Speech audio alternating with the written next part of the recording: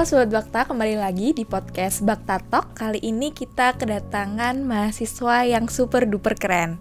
Boleh kenalan dulu dong Kak, prodi, nama dan asalnya dari mana?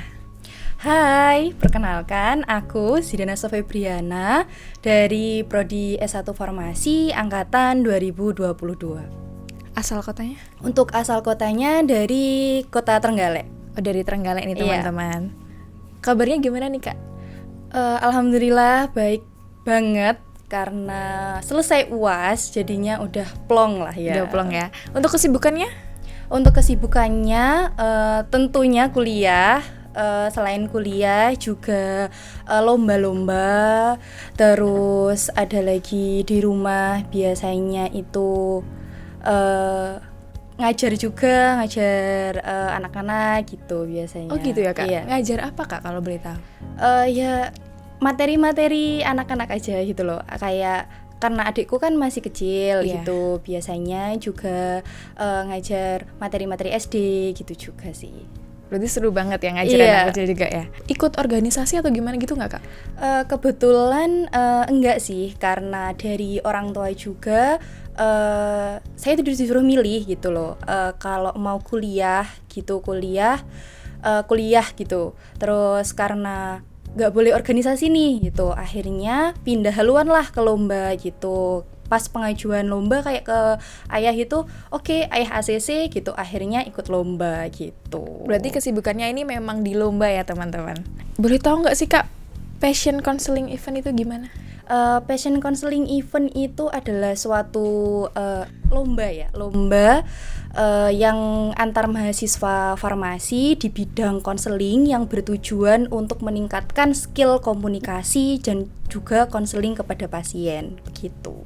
Jadi itu lombanya antar universitas atau gimana? Betul, antar universitas yang di seluruh Indonesia ya ini tentunya gitu. Kalau prestasi yang baru didapat apa nih Kak kira-kira?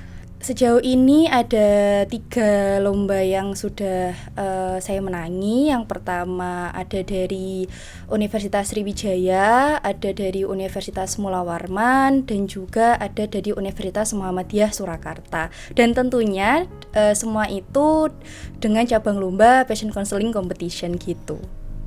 Jadi itu khusus untuk mahasiswa farmasi atau gimana? Betul, untuk mahasiswa farmasi karena kan konseling itu adalah bagian dari farmasi ya, tentunya farmasi klinis, konseling kepada pasien, kita menjelaskan gimana nih resep yang diberikan dokter kepada pasien, cara minumnya, terus gimana pasien nanti menghindari apa aja selama minum ini gitu. Jadi memang yang sudah diajarkan di kampus dilombakan dan tentunya bisa dapat prestasi juga kan ya? Betul sekali. Menang jadi suka ikut kompetisi ya berarti? Suka sih, karena sebuah tantangan menurut saya, karena kayak kalau kita nggak bisa nih kayak gagal gitu, terus oke, lomba berikutnya harus bisa nih. Kalau gagal lagi ya udah kita lomba lagi gitu. Jadi dicoba ya, walaupun dicoba. Kalah nanti bisa suatu saat menang gitu ya. Karena dari kalah itu kan kita bisa mendapatkan ilmu. Misal dari juri, kayak feedback juri ke peserta itu gimana? Oh, salahku di sini nih gitu. Oke, catat salahku di sini. Besok diperbaiki lagi. Salah lagi diperbaiki lagi. Direvisi gitu. sampai jadi juara ya. Betul. Terus dari SMK udah ikut lomba? Kebetulan iya, karena pada saat SMK itu salah satu guru SMK saya itu beliau ini yang menyarankan kayak ayo, karena manggil saya kan Mbak Zida biasanya, ayo Mbak Zida gitu, ikut lomba gitu, kamu bisa loh, ini bisa. Karena dulu kan takut gitu, aduh Pak nanti gimana ya gitu, nanti kalau saya kalah gimana gitu. Jangan takut kalah, kamu kalau kalah berarti kan kamu punya pengalaman itu gitu. Ya wes lah, akhirnya oke, ikut. Yang pertama itu dari SMK ada lombanya itu lomba Olimpiade Farmasi, kebetulan juga karena dari SMK Farmasi. SMK Farmasi juga. Betul. Wah, keren berarti ya. Kan dari SMK Farmasi akhirnya ikutnya lomba Olimpiade Farmasi dulu dari UNER sama dari Universitas Jember kalau itu. Nah, terus yang kebetulan dapat rezeki menang itu yang dari UNER gitu. Berarti udah jago. Kalau dibilang jago sih, aduh, gimana ya kalau dibilang jago, semoga ya, amin gitu ya. aja. Terus nih Kak, motivasi lombanya dari diri sendiri atau mungkin ada dorongan dari orang lain? Untuk motivasinya itu selain dari diri sendiri juga ada dari orang tua, terus ada dari guru saya pada saat SMK, terus ada juga dari dosen-dosen IIK tentunya gitu. Karena yang pertama kalau dari orang tua itu karena ayah itu suportif banget ya, jadinya itu kayak aku bisa membanggain ayah tuh gimana sih caranya gitu. Ternyata pas ikut lomba, pas menang, ayah tuh seneng gitu. Terus akhirnya oke, passionku di sini, berarti sama ayah juga di ACC kan. Nah kalau dari guru SMK itu, karena guru SMK ku itu tipe yang kayak mendorong gitu loh. Ayo ikut lomba, kamu kalau nggak ikut lomba kamu nggak punya pengalaman loh gitu. Terus nanti di sini kamu sertifikatmu nanti banyak loh gitu. Terus akhirnya dari situ tuh mau deh ikut lomba gitu. Tapi pas itu masih belum yakin sih gitu, karena ya namanya lomba kan takut kalah, takut gimana gitu. Terus akhirnya ikut gitu, dan alhamdulillah sempat menang juga. Akhirnya bapaknya juga sangat senang untuk itu gitu. Kalau dari dosen-dosen IIK itu sangat support, kayak membimbing gitu, menemani pada saat lomba gitu. Terus mendengarkan keluh kesah gitu, kayak iya bu, ini saya tuh gini-gini loh bu gitu, saya takut loh bu gini-gini gitu. Terus jangan takut, kayak kamu tuh bisa gitu. Terus gitu sih. Berarti selain dari dukungan orang tua, dosen-dosen juga ikut mengarahkan ya? Betul banget. Sering juara Kak di berbagai kampus berarti?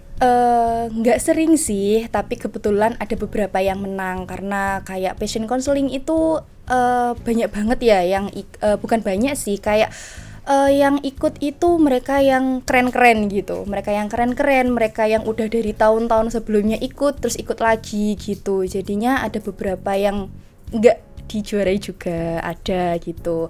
Tapi ya alhamdulillah kebetulan kemarin bisa untuk menang itu gitu. Keren ya berarti. Apalagi saingannya dari berbagai universitas juga kan? Iya betul banget. Ada rasa nervous nggak Kak? Takut gitu?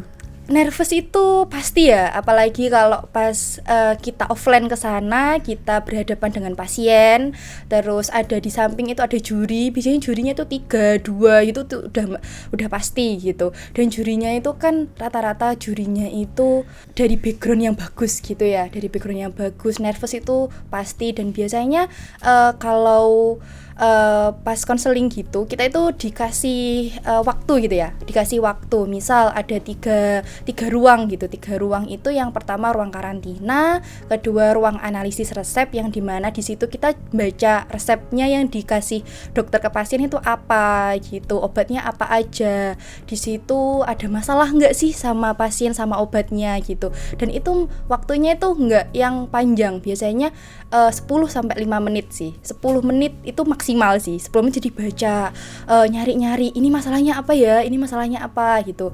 Terus pada saat di ruang konseling itu biasanya ada yang 10 menit, ada yang 15 menit. Jadi kita harus memanfaatkan waktu nih buat bisa menginformasikan kepada pasien gitu. Terus udah ditatap sama juri nih, udah aduh, udah deg-degan banget. Mana pasiennya itu udah deg-degan, kita hadapan sama pasien tuh deg-degan, sama jurinya juga deg-degan. Jadinya aduh, nervousnya udah berkali-kali lipat sih gitu. Tapi keren sih Kak ya, bisa menempatkan diri kita walaupun kita masih semester 3 ya Kak? Betul, masih semester 3. Terus kayak gitu belajarnya gimana Kak berarti? Untuk belajarnya sendiri, karena saya dari backgroundnya SMK ya, pada saat itu kan ada PKL juga, jadi pernah belajar di situ gitu. Terus dibimbing sama guru saya pada saat SMK. Lalu karena di situ pernah nyoba lagi pada saat semester 1, saya pernah nyoba untuk passion counseling di UNER gitu. Dan di situ banyak banget pengalaman dan juga kritikan dari juri, hanya saya catat gitu, terus lomba lagi gitu. Terus setelah itu dibimbing sama dosen IIK juga, terus akhirnya di situ bisa belajar nih, oh gini ini loh dari buku ini gitu. Karena saya seneng baca kan ya, akhirnya baca nulis sendiri, ngobrol sendiri di kamar gitu. Aduh, aku bener nggak sih ini gitu sih. Berarti ada dukungan juga pastinya ya dari pihak IIK sendiri ya. Betul banget. Terus persiapannya apa Kak kira-kira selama ikut lomba ini? Untuk persiapan sendiri itu yang pertama tentunya adalah materi sama kesiapan diri. Karena materi lomba itu di setiap universitas itu berbeda-beda. Bisa jadi di Universitas A itu kardiovaskular, di Universitas B diabetes mellitus, di Universitas C itu bisa ke chronic kidney injury gitu. Jadinya itu yang pertama adalah materi, karena materinya itu banyak banget. Materi farmakoterapinya gimana, alur pengobatannya gimana, terus konseling ke pasiennya tuh gimana, karena pertanyaannya kan pastinya beda-beda nih setiap penyakit kan gitu. Terus yang kedua itu ada kesiapan diri selama kesibukan kuliah nih, ngatur jadwal gimana sih, bimbingan, ngerjain jurnal praktikum, terus post test dan lain-lain gitu, gimana ngatur jadwalnya gitu. Terus apalagi ya, kalau cuma itu sih biasanya persiapannya. Kalau nggak gitu persiapannya ya ngobrol di depan kaca, ngobrol ini aku bener nggak sih, intonasiku bener nggak sih gitu, pertanyaanku bener nggak sih gitu sih. Karena berhadapan langsung dengan pasien ya itu ya. Betul, dan pasiennya itu berbeda-beda gitu loh. Ada yang tiba-tiba tuh pasiennya nggak bisa diajak ngobrol, kayak dia tuh aduh mbak sakit gitu, terus aku ngajak ngobrolnya gimana nih gitu sih. Kayak situasinya itu nggak sama di setiap lomba gitu, dan tingkat kesulitan materinya itu nggak sama gitu di setiap lomba gitu sih. Berarti seru ya Kak, berhadapan dengan berbagai pasien. Seru banget sih, karena menarik gitu loh, kayak menarik, tertantangkan. Tantangannya tuh nggak flat di situ-situ gitu. Tantangan tuh naik turun gitu. Apalagi jurinya tuh juga kayak nggak terprediksi. Kadang ada yang kritis banget gitu, ada yang nggak terlalu kritis gitu juga ada gitu sih. Kenapa sih Kak kok suka ikut lomba passion counseling ini? Sebenarnya awalnya tuh coba-coba kan, kayak mau peruntungan gitu, kayak aduh aku mau lomba ini gitu. Aku mau lomba ini gitu, karena pada saat SMK kan olimpiade farmasi nih. Terus kalau kuliah aku lomba apa ya gitu. Terus karena dapet itu poster lomba itu, akhirnya coba deh aku kayak suka konseling nih gitu. Terus akhirnya nyoba, oh ternyata seru ya konseling itu gitu. Terus akhirnya suka gitu sih. Dari awal sampai SMA. Iya. Paling susah ngerasa apa Kak kira-kira dari diri sendiri? Ngelawan apa sih? Ngelawan males kan pasti kan ya? Iya pasti ngelawan males gitu. Terus kayak melawan rasa capek merasa apalagi ngantuk kan gitu. Itu sih. Tapi kalau yang lain sih oke-oke aja sih, kecuali itu males, ngantuk, capek gitu. Karena kalau udah males, ngantuk, capek tuh kayak udah nggak mood belajar gitu. Jadinya gimana sih buat ngembaliin mood belajar, gimana sih biar nggak capek gitu, gimana sih biar nggak ngantuk gitu sih. Terus apa nih Kak tips biar bisa melawan rasa itu? Untuk tips sendiri cukup simple sih kalau aku sih. Kayak pertama adalah tidur cukup. Kayak aku tuh nggak menganut begadang gitu. Jadi nggak begadang, nggak menganut begadang. Jadi jam 10, jam 11 itu udah maksimal untuk udah jam-jam tidur gitu loh. Terus yang karena aku suka nyemil, jadinya itu mesti harus ada cemilan gitu loh. Kayak belajar tuh nyemil gitu sih. Terus kalau capek ya itu harus tidur. Pokoknya tidur satu hari itu harus ada jam tidur gitu. Kayak jangan sampai kayak diterusin nggak tidur, karena mesti capeknya itu akhirnya nggak mood untuk belajar gitu. Ngaruh ke mood juga ya? Iya, ngaruh ke mood juga gitu. Terus buat naikin moodnya biar semangat belajar bisa sambil nyemil juga? Betul, nyemil sih. Kalau untuk perlombaan yang di sekarang ini di masa kuliah ini udah pernah menang di mana aja Kak kira-kira? Kemarin menangnya itu Kak, yang ada dari Universitas Sriwijaya, Mula Warman, sama dari Universitas Muhammadiyah Surakarta, itu yang menang gitu. Juara paling berkesan itu waktu di mana? Untuk juara yang paling berkesan itu kemarin bulan November itu di Universitas Muhammadiyah Surakarta, karena itu tema yang diberikan itu cukup susah.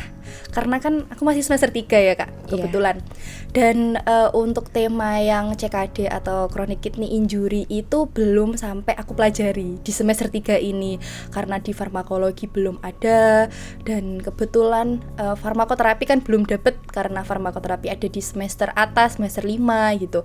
Nah itu yang paling berkesan karena itu cukup susah, sampai nangis-nangis kayak aduh ini aku bisa nggak ya, ini bisa nggak ya gitu, karena itu cukup susah. Dan itu yang paling memorable itu adalah pada saat analisis resep itu kita itu cuma dikasih waktu 5 menit.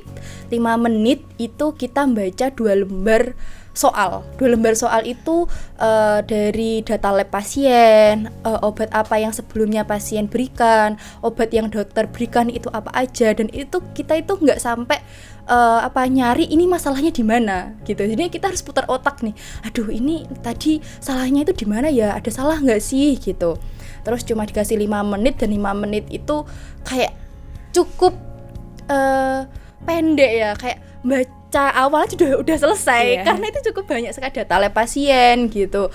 Terus akhirnya pas itu konselingnya 15 menit kan, dan itu jurinya itu cukup kritis banget. Jurinya cukup kritis banget di situ. Dan setelah konseling dikasih pertanyaan juga sama jurinya gitu.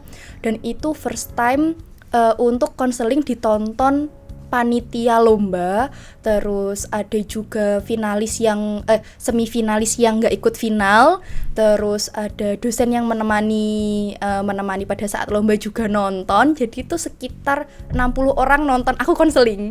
Berarti audiennya banyak waktu. Iya, audiennya biasanya tuh enggak kan, tertutup ya biasanya.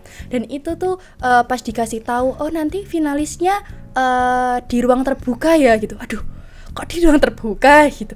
Aduh, nanti kalau aku salah gimana ya gitu. Terus di situ tuh pada saat masuk ruang gitu. Wah, itu audien 60 orang itu menatap itu kayak wah, gila sih ini deg-degan gitu. Ya? Iya, deg-degan banget, nervous banget. Itu keringat dingin udah keluar gitu. Sambil ngehafalin nggak kayak gitu? Kan pasti lagi ada banyak pikiran itu. Iya sih, kayak karena sering ikut lomba ya, jadinya tuh kayak pertanyaan tuh muncul sendiri gitu loh. Pertanyaan tuh muncul, oh setelah ini gitu. Dan pasiennya itu cukup banyak keluhan gitu loh gitu. Terus akhirnya itu sih yang paling memorable. Dan di situ saingannya cukup kuat, dan bisa di tengah-tengah mereka gitu loh. Aku tuh bisa juara di tengah-tengah mereka yang sangat keren-keren ini gitu loh, gitu sih. Berarti kakaknya juga keren dong pastinya. Waktu itu di UMS itu juara berapa Kak? Kebetulan juara 2 kemarin. Juara 2 ya? Iya. Terus nih Kak, tips biar jadi mahasiswa berprestasi, biar dicontoh sama mahasiswa lainnya. Apa ya? Kalau dari aku sih yang pertama itu rajin membaca. Terus jangan takut untuk memulai hal baru, karena dari hal baru tuh kita bisa mendapatkan banyak pengalaman gitu. Terus sama jangan mudah menyerah gitu. Kayak kita kalah oke, nggak apa-apa gitu, masih banyak kesempatan yang lain gitu. Sama juga jangan menyepelekan sesuatu gitu, kayak semua tuh penting gitu loh, nggak hanya 1-2 aja yang penting, tapi semuanya tuh penting gitu. Hidup tuh harus balance gitu sih. Berarti berani mulai dulu ya? Iya, berani mulai sesuatu yang hal baru gitu. Terus nih Kak, target berikutnya apa kira-kira? Untuk target berikutnya itu tentunya mengikuti lomba-lomba yang sebelumnya belum pernah aku ikuti, dari passion counseling dari universitas yang belum pernah aku ikuti, sama dari lomba-lomba kemarin yang belum menang ya gitu. Terus untuk yang deket-deket ini targetnya itu bisa untuk hari Jumat sama Sabtu kan ada final lomba ke UNER kebetulan. Jadi targetnya untuk yang deket-deket itu ini gitu loh. Kayak bisa mengikuti final ini dan semoga aja dapat rezeki gitu di situ. Gitu. Amin ya Kak, semoga bisa bawa nama Ika. Amin. Pesan untuk teman-teman? Pesan untuk teman-teman adalah jangan mudah menyerah untuk melakukan sesuatu, jangan sedih, marah itu boleh, tapi jangan terlalu larut dalam itu, dan juga kita itu harus terus untuk menatap ke depan, jangan menatap ke belakang gitu. Asik banget nih. Demikian podcast Bakta Talk kali ini. Terima kasih juga untuk narasumber kita kali ini, Mbak Zida, udah menyempatkan waktunya untuk datang ke Bakta Talk ya. Iya, sama-sama ya Kak. Ya. Saya sudah diundang di sini juga. Siapa tahu nanti bisa kesini lagi ya, cerita lagi. Amin. Sekian untuk podcast Bakta Talk hari ini. See you.